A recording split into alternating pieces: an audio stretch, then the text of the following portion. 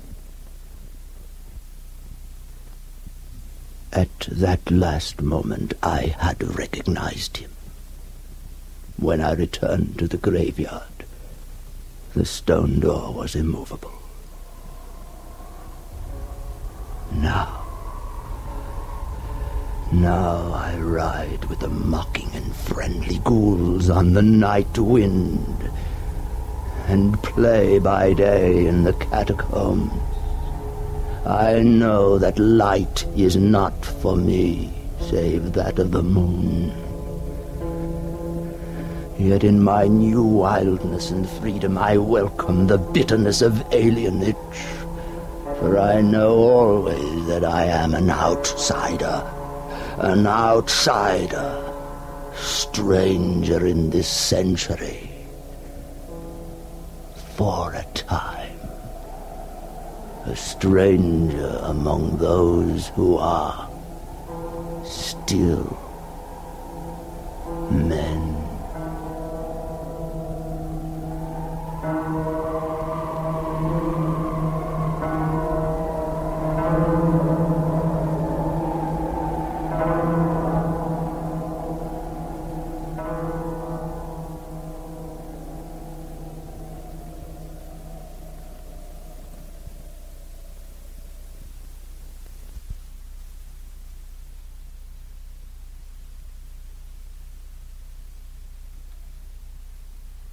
And now, good night.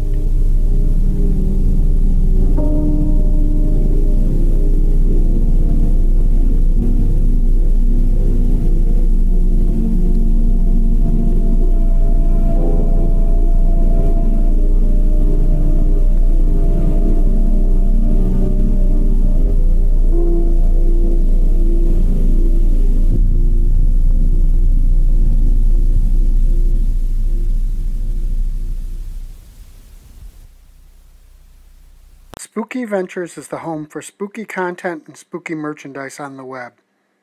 Check it out today at spookyventures.com. And remember, always keep it spooky.